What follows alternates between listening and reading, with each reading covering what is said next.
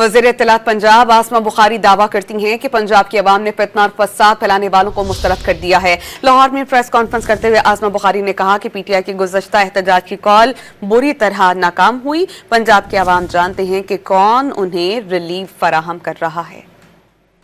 पहले तहरीके फसाद ने जो जलसा जुलूस करने के लिए कॉल दी थी, लास्ट कॉल ट्विटर हैंडल से 26 डिस्ट्रिक्ट्स जो हैं वो उसके ऊपर प्रोटेस्ट की कॉल दी थी कि प्रोटेस्ट जो है वो बुरी तरह नाकाम हुए।